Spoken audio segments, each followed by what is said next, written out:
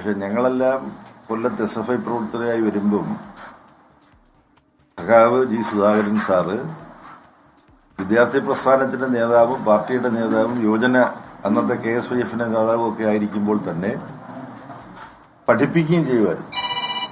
അങ്ങനെയാണ് ഈ സാറെന്നുള്ള സംബോധന വ്യാപകമായിട്ടുണ്ടായത്. മറ്റു കാര്യങ്ങൾ സുധാകരൻ സാർ പറഞ്ഞു കഴിഞ്ഞു.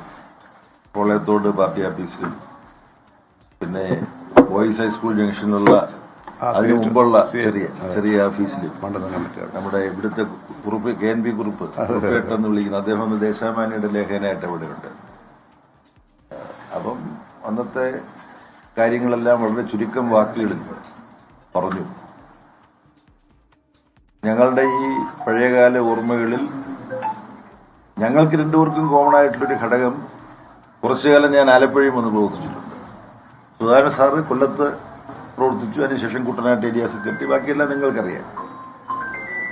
ഞങ്ങളുടെ തലമുറയെ വിദ്യാർത്ഥി രംഗത്ത് വളർത്തിയെടുത്ത സഖാവ് N. ശ്രീധരൻ എന്ന NS-ഉം ആലപ്പുഴയും സെക്രട്ടറി ആയിരുന്നിട്ടുണ്ട്, കൊല്ലത്തും സെക്രട്ടറി ആയിരുന്നിട്ടുണ്ട്. അപ്പൊ അങ്ങനെ ഒരു പൊതുവായ ചില സവിശേഷതകൾ ഞങ്ങളുടെ ഓർമ്മയിലേക്ക് കടന്നു വരികയാണ്. അന്ന് ഞങ്ങൾ പ്രവർത്തിച്ച വിദ്യാർത്ഥി സംഘടന മിക്ക സ്ഥലത്തും തോക്കുക. SFI, ഞാൻ KSF-ന്റെ പ്രവർത്തകനായിരിക്കുമ്പോൾ പ്രാക്കുളം സ്കൂളിലെ കാര്യമൊക്കെ സുധാകരൻ സാറ് പറഞ്ഞത് സോഷ്യൽ മീഡിയയിൽ ഞാൻ കണ്ടു.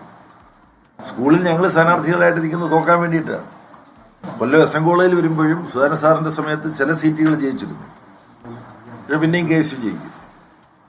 അപ്പം അടികൊള്ളുക, ഗുണ്ടാമർദ്ദനമേൽക്കുക, ജയിലിൽ പോവുക, വിദ്യാർത്ഥി യൂണിയൻ തെരഞ്ഞെടുപ്പിൽ മത്സരിച്ചാൽ തോൽക്കുക, ഇങ്ങനെയുള്ള അനുഭവങ്ങളാണ് അന്ന് ഏറെ ഉണ്ടായിരുന്നത്. അതെല്ലാം അഭിമുഖീകരിക്കാൻ തയ്യാറായിട്ടാണ് ആ കാലഘട്ടത്തിൽ പ്രസ്ഥാനം വിദ്യാർത്ഥി രംഗത്താണെങ്കിലും യുവജന രംഗത്താണെങ്കിലും ഉള്ളത്. കുട്ടനാട്ടിൽ തലയൊക്കെ അറുത്തുവെച്ച സഖാവിന്റെ തലയൊക്കെ അറുത്തുവെച്ച സംഭവങ്ങളുണ്ട്. അപ്പം ഒരുപാട് തീക്കനലുകളിൽ ചവിട്ടിയിട്ടാണ് ഈ പ്രസ്ഥാനം ഇന്നത്തെ നിലയിലേക്ക് എത്തിയിട്ടുള്ളത്.